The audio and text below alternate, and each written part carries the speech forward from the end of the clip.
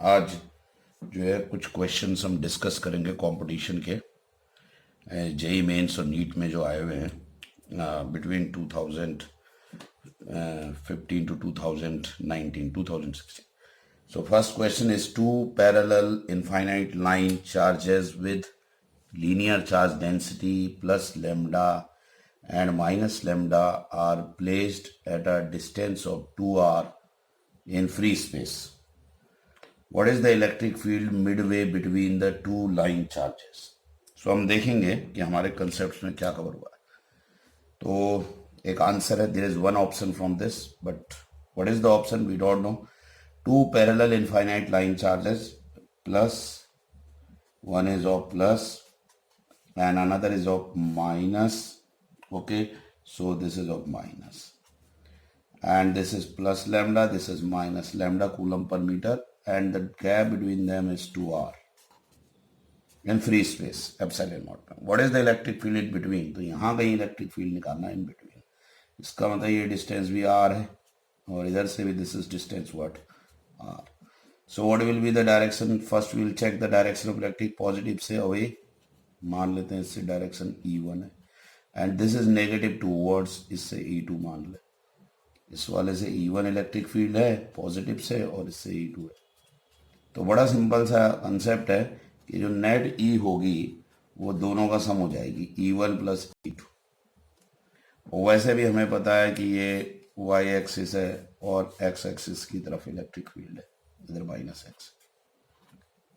And you know line charge वाला we have done the concept, हमने already किया हुआ है. क्या होता था लाइन चार्ज से, याद है? गॉस थ्योरम की पहली application lambda upon 2 pi epsilon naught r, ये फॉर्मूला था किसी आर डिस्टेंस पे. तो यहाँ पर अगर हम चेक करें तो E1 भी यही होगा, lambda upon what 2 pi epsilon naught r. इधर जा रहा है तो आई लिख देते हैं. और दूसरा वाला भी सेम ही मैग्नीट्यूड का होगा, lambda upon 2 pi epsilon naught r, magnitude तो सेम ही है. सो कैलकुलेट कर ले. So this will be what 2 lambda upon 2 pi epsilon naught r. Okay, and 2 से 2 गया, what is the value? Lambda upon pi epsilon naught r. So ये value आई है. तो अगर हम देखें, this is the answer.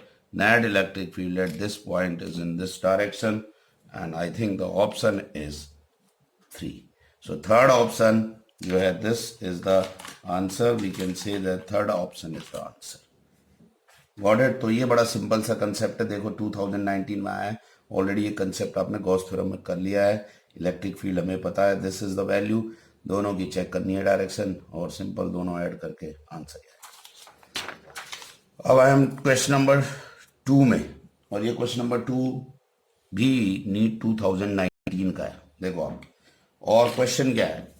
2 point charges A and B having charge plus Q and minus Q respectively are placed at certain distance apart. दोनों के बीच में डिस्टेंस है. Force between them is F. इन दोनों के बीच में फोर्स क्या लग रहा है? That is what between them is F.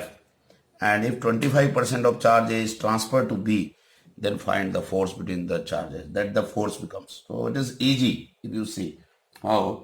Because मान ले एक चार्ज A है, एक चार्ज इधर B है, ठीक है. इसे हमने प्लस Q मान लिया charge. One is plus Q and another is minus Q. And say the R is the distance between them. So if I ask you what is the force magnitude, that is K Q1 Q2 by what? R square. ये answer होगा. ठीक है, अभी force ही है. अब हमने क्या करा? 25% ट्रांसफर कर दिया चार्ज A टू B. तो 25% of A transfer to what? B. So 25 of A is transfer to B. तो 25 ट्रांसफर किया B को, तो दैट मीन्स अब जो चार्ज A है, अब जो चार्ज होगा Q A, वो Q माइनस Q बाई 4 होगा, क्योंकि हमने 25% उधर कर दिया. तो this will become 3Q by 4. और जो चार्ज अब QB होगा, that will be minus Q, और इसमें ये ऐड हो गया प्लस Q बाई 4, उसमें ऐड कर दिया. So this becomes what? Minus 3Q by 4. So that means now the charges QA and QB at A and B r distance will be, what will be the force? So K 3Q by 4 into 3Q by 4, what by what? R square. Magnitude we take. So what will be the answer? Simple. We'll get it. And it is what? Are you getting it or not? Directly I am getting it is 9 by 16. And 9 by 16 of what? F. So got it or not? Very simple. 2019 में देखो कितना simple question आया है. Plus Q minus Q. And just you know that 25% A का transfer किया B में, तो Q minus Q by 4 हो जाएगा A का चार्ज, इसका minus Q plus Q by 4 होगा. दोनों का हमने देखो मल्टीप्लाई किया. We just have done the multiplication and what we got is 9 by 16 हो गया. So this is question number 2 जो हमने कैलकुलेट किया है. This is question number 2. Now question number 3. Now question number 3 अगर देखें, this is a question which was asked in JEE 2019. Now this question is simple. An electric dipole is placed at an angle of 30 degree with electric field intensity. Okay, and this is also formula based question. And 30 degree angle है. Okay, और electric field intensity की value दी हुई है 2 into 10 to the power 5. And it experiences the torque भी दिया हुआ है 4 newton metre. The charge on the dipole निकालना है, चार्ज निकालना, और डाइपोल की लेंथ दी हुई है 2 centimetre. So everything is given. So all of you know that torque is what? P sin theta. Got it. And P is what? Q into charge length. Q into 2a, तो यहाँ पर length है E sin theta. तो हमें क्या चाहिए? Q. तो Q हो जाएगा torque upon what? L E sin theta. So put the value here. What is torque? 4. What is length? 2 centimeter. What is electric field? 2 into 10 to the power 5. What is sin 30? Sin 30 is 1 by 2. So solve it out. You solve it. It becomes 4 upon 2 into 10 to the power what? 3. Solve it out. 2 into 10 to the power minus 3 coulomb. So इसको हम 2 मिली coulomb भी लिखते हैं. तो answer देखो, बड़ा simple सा question है. ये 2 मिली कूलम आएगा. तो ये बड़ा simple. You just put the formula. Torque P sin theta होता है. तो अगर फॉर्मूला भी याद है तो on that basis you can put your concept. तो बड़ा आसान सा क्वेश्चन था question number 3. Okay, now question number 3 के बाद अब हम बात करेंगे. ये 2019 जेईई में आया था. अब हमारी बात जो है क्वेश्चन नंबर 4 की. 4 जो है नीट 2018 का क्वेश्चन है. और क्वेश्चन को अगर आप पढ़ो तो पूरा कंसेप्ट से ही है. An electron falls from rest through a vertical distance h in a uniform and vertically upward directed electric field. The direction of electric field is now reversed, keeping its magnitude same. A proton is allowed to fall from rest in it through the same vertical distance h. The time of the fall of what? The time of the fall of the electron in comparison to the time of the fall of proton. तो वैसे तो diagram की जरूरत नहीं है, but if you want to just go for the concept, मतलब एक तरह से ये है कि एक इलेक्ट्रॉन पहले आ रहा है नीचे, है ना, वर्टिकली, और इलेक्ट्रिक फील्ड ऊपर लग रहा है. ये इलेक्ट्रॉन है, इलेक्ट्रिक फील्ड. अब जो है एक प्रोटॉन है, लेकिन अब इलेक्ट्रिक फील्ड रिवर्स है. अब कंसेप्ट तो बहुत सिंपल है. कंसेप्ट ये है कि जो भी हाइट है, चाहे वो जो हाइट है, वो हाइट सबको पता है ये होती है हाफ व्हाट? जो एक्सेलरेशन लगेगा AT स्क्वायर. जैसे बोलते हैं ना s equal to u t plus half AT, तो h equal to half AT. और कितने बच्चों को याद है कि QE इक्वल टू MA होता है? याद करो, ये हमने पहले भी डिस्कस करा. यहाँ पर तो Q की जगह E लिखेंगे, क्योंकि चार्ज ऑफ इलेक्ट्रॉन और चार्ज ऑफ प्रोटॉन तो सेम ही है. तो एक तरह से A क्या है? EE/m. ये पहले भी हम डिस्कस कर चुके हैं. तो H हो जाएगा, अगर यहाँ पुट करेंगे, will put it here, it will be EE/m T square. Now do you know EE is constant to, तो T is square is directly proportional to m. ये लिख सकते हैं इधर, लेकिन तो T इज what? Root m. Got it. हमने टाइम का पता करना है, तो time of the fall of electron in comparison to the time. और सबको पता है कि electron has what, smaller mass, so what will happen, it will take what, smaller time. तो क्लियर है, वैसे तो डायरेक्ट ही है ये वाला फॉर्मूला, तो हमें पता ही है, कंसेप्ट हमने पहले भी we have discussed it. So h का जो ये है दिस वन, टाइम जो है directly proportional to a root m. तो बड़े आराम से we can calculate that electron has smaller mass, so it will take smaller time. So answer is this, smaller. So concept अगर आप देखो तो ये याद रहेगा, ये पहले भी हमने करा हुआ है discuss, and this is the question number 4। So question number 4 भी आसान है, कोई दिक्कत नहीं है, 2018 नीट में है। Just we are going through it that कि अभी हमने जो इलेक्ट्रोस्टैटिक, जो इलेक्ट्रिकल एनर्जी है, इलेक्ट्रिकल चार्जेस एंड फील्ड्स के अंदर we have gone through what the basic concepts we need. Now there is another question that has come in JEE, and this is the region between two concentric spheres of radii A and B respectively has volume charge density rho A by A, R, A constant, R distance. At the center of the sphere there is a point charge Q. The value of A is such that the electric field in the region between the sphere will be constant. तो आपने A की value निकालनी है इस constant की। तो थोड़ा सा ये क्वेश्चन हमें देखना पड़ेगा कि किस तरीके से इस क्वेश्चन को करना है। So very simple that there are two concentric spheres of radii. तो ये आपने इस तरीके से अगर इसको ड्रॉ करना है, you can draw it like this, one is of a and another is of b. Okay, and जो वॉल्यूम डेंसिटी, वैसे ज़्यादातर हमने सरफेस चार्ज डेंसिटी और ली है, लेकिन वॉल्यूम चार्ज डेंसिटी भी मैंने बताया था, तो ये गिवन है। And what we have to find out the value of that A, है ना, in the region between the spheres. तो अगर हम इसके बीच में एक स्ट्रिप कंसिडर कर लें ऐसे, आर यू गेटिंग इट, और इसकी डिस्टेंस यहाँ से मान लें क्या आर, तो इसकी थिकनेस ले लें, क्योंकि वॉल्यूम चार्ज डेंसिटी की बात हो रही है, तो इस वाले की थिकनेस को हम मान लेते हैं कि ये थिकनेस जो है डी आर है। ओके, तो अब इसको, और सेंटर पर चार्ज है कैपिटल क्यू। तो करना कैसे है, बहुत सिंपल है, मेरे हिसाब से आपको पता ही है कि अगर मैंने अंदर चार्ज लिया हुआ है, इस वाले का मान लेते हैं कि स्ट्रिप पर चार्ज हम मान लें क्यू है। ओके, स्ट्रिप पे चार्ज जो है वो क्यू मान लें, जो इसके अंदर ली हुई है।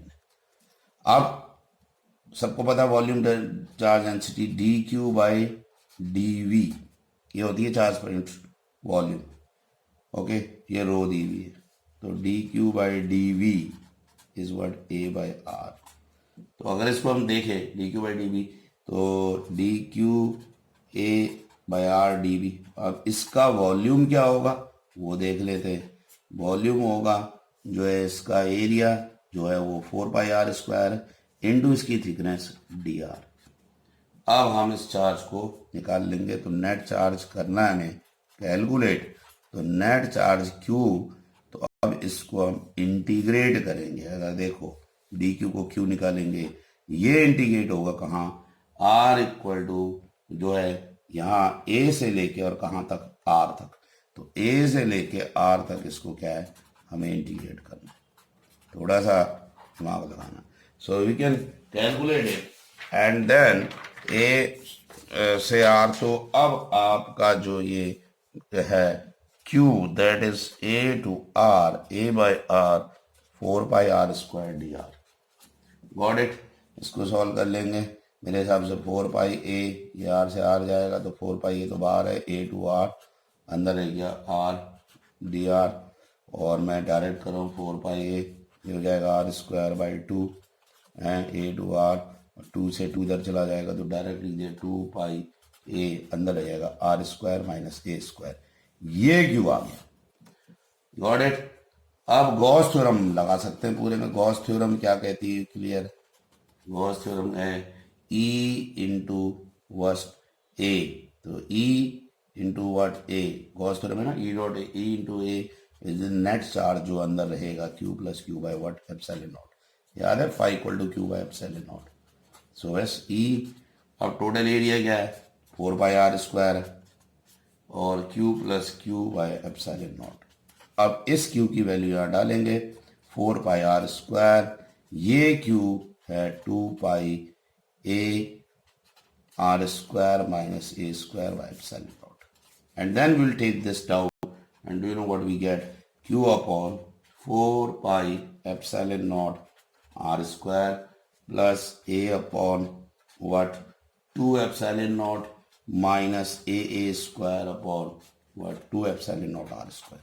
ये इलेक्ट्रिक फील्ड है। अगर आप देखो तो ये था, ठीक है, और ये कैलकुलेट किया और उसके बाद आपने देखा कि ये आया कैसे। आपने एक स्ट्रिप लिया, कंसिडर किया, फिर वॉल्यूम चार्ज डेंसिटी लगाई, नेट चार्ज इसके अंदर, इसको स्मॉल क्यू को कैलकुलेट किया, स्मॉल क्यू आपका ये आया। अब total charge Q plus Q है क्योंकि इसका जो चार्ज है वो भी आपने ले लिया, तो टोटल गॉस थ्योरम अप्लाई करी और ये आ गया। अब जो इलेक्ट्रिक फील्ड है वो अगर स्टेटमेंट पढ़े तो इलेक्ट्रिक फील्ड क्या है, वो कह रहा है in the region between the two spheres. तो इलेक्ट्रिक फील्ड जो है वो इंडिपेंडेंट है, लिखा हुआ the region between the this at the centre of such sphere charge q the value of a is such that the electric field in the region is between the sphere is constant. तो electric field independent है, constant है। तो independent का मतलब है वो are पे depend नहीं कर रही। तो आर पे जब ई इंडिपेंडेंट है आर का, तो ये वाले कोफिशिएंट को हम जीरो ले सकते हैं, इंडिपेंडेंट ऑफ आर। तो इस कोफिशिएंट को, ये फिजिक्स का कंसेप्ट है, इसके कोफिशिएंट को हम जीरो रख सकते हैं। Q 4 pi epsilon naught r square minus ए square upon 2 epsilon naught r square को हम जीरो ले सकते हैं। तो इसको सॉल्व कर ले, 4 pi epsilon naught r square equal to a square upon 2 epsilon naught r square. तो ये एप्सिलॉन नॉट आर स्क्वायर इधर गया और फाइनली अगर हम देखें तो ए क्या आ रहा है, ए आ रहा है क्यू अपॉन 2 से 2, तो 2 pi A square. This is the answer. तो ये वाला क्वेश्चन थोड़ा सा समझने वाला है, तो मेरे हिसाब से 2 पाई ए स्क्वायर, डी इसका ऑप्शन। तो कैसे हमने, देखो ये बड़ा इंपॉर्टेंट कंसेप्ट है, ई इंडिपेंडेंट है आर का। So what will do that, will take its coefficient zero, क्योंकि डिपेंड करता ही नहीं है। And when we take its coefficient zero, this is the relation and this is what we see in the concept. When it is independent, its coefficient can be what, zero. तो ये वाला answer इसका आएगा question number 5। और अब बात हो रही है क्वेश्चन नंबर 6 की। क्वेश्चन नंबर 6 2017 का क्वेश्चन है, और ion electric dipole has a fixed dipole moment P which makes an angle theta with respect to x axis when subjected to electric field I में दिया हुआ है, it experiences torque, ठीक है, torque T1 दिया हुआ है, when subjected to another electric field दूसरा लगाया, it experiences another torque, but that torque is negative of first, so find the angle theta। So how we are going to do, हम देखेंगे। सबसे पहले तो इलेक्ट्रिक फील्ड किधर है, आई की तरफ है। तो अगर हम मान लेते हैं ये एक्स है, तो ये E1 EI है। फिर हमने इलेक्ट्रिक फील्ड किधर लगाई हुई है, जे की तरफ। तो मान लेते हैं कि ये जे की तरफ है, ये E2 है, और ये क्या है, √3E1J। और सबसे इंपॉर्टेंट बात यह है कि this makes an angle theta. तो डाइपोल मोमेंट थीटा एंगल बना रहा है एक्स एक्सिस के साथ, ये डाइपोल मोमेंट की डायरेक्शन। तो बड़े आराम से पी के कोऑर्डिनेट को हम लिख सकते हैं, शायद आपको पता ही होगा कि it can be written as PXI plus PYJ, जैसे वेक्टर्स में लिखते हैं। तो P cos theta I plus P what sine theta J। अब हमें पता है कि टॉर्क जो है वो क्या है, P क्रॉस E होता है। क्लियर। तो यहां पर अगर हम देखें तो टॉर्क क्या है, अगर इस पे करंट टॉर्क लगेगा तो दोनों के कारण लगेगा, this electric field plus this electric field. तो मैं सीधा ही लिख दे रहा हूँ टॉर्क 1 प्लस टॉर्क 2। टॉर्क को ऐसे भी रिप्रेजेंट कर सकते हैं, will be P what cross vector sum of E1 plus what E2। तो अब क्लियर है, P क्या है, वो गिवन है, P cos theta I plus P sin theta J। Okay, and electric field is also given. You know what is that, it is E1 की value हो जाएगी EI, ओके, और E2 की वैल्यू है plus √3E1 what, and E1 क्या, it is given EJ, it is J। Okay, so EI plus EJ। तो ये आप क्रॉस मल्टीप्लाई करना है। तो ये तो T1 प्लस T2 तो हम कर ही लेंगे, T1 प्लस T2। अब T1 प्लस T2 की जगह क्या लिखना है, माइनस T1, तो T1 minus T1, got it और नॉट, T2 की जगह हम क्या लिखेंगे, माइनस T1, तो ये टॉर्क है, तो ये तो खैर जीरो होने जा रहा है, और इसको क्रॉस करेंगे, तो अगर क्रॉस करते हैं इसे, तो पहले तो इसको क्रॉस करोगे, आई क्रॉस जे क्या होता है तो पता के, तो √3 PE cos थीटा के, और फिर जे क्रॉस जे तो जीरो होता है, फिर जे क्रॉस आई सब बच्चों को पता माइनस के, तो plus P sine theta minus के, ये और ये जीरो हो जाएगा, तो गॉट इट और नॉट, ये हो जाएगा √3 PE cos थीटा के माइनस P साइन थीटा के, और अब इधर उधर ले जाएंगे इसको, तो मैं डायरेक्ट लिख रहा हूँ P साइन थीटा किसके बराबर आ रहा है पता है आपको, √3P what cos theta, got it और नॉट, तो ये गया, और साइन थीटा तो सीधे लिख दे रहा हूँ tan थीटा आ गया √3, तो थीटा क्या आ रहा है 60 डिग्री, ये आंसर है। मेरे हिसाब से आपको क्लियर हो गया, बहुत सिंपल है, दो इलेक्ट्रिक फील्ड दिए हुए, मूवमेंट डाइपोल मूवमेंट दी हुई, डाइपोल मूवमेंट को ऐसे लिखा, दोनों का सम टॉर्क दोनों इलेक्ट्रिक फील्ड से P क्रॉस इनटू दिस हो जाएगा, इनकी वैल्यूज पुट की, फिर ये हमें पता ही है कि P और फिर क्रॉस मल्टीप्लिकेशन हुआ, लेकिन मेन बात ये टॉर्क 2 माइनस टॉर्क 1, तो वो जीरो हो जाएगा, and then you multiply it and you finally find out that theta is 60 degree. So इस तरीके से these are the questions which have been asked in last 3-4 years. So these are from JEE Mains and NEET. So thank you, and continuously watch my videos to clear your concepts.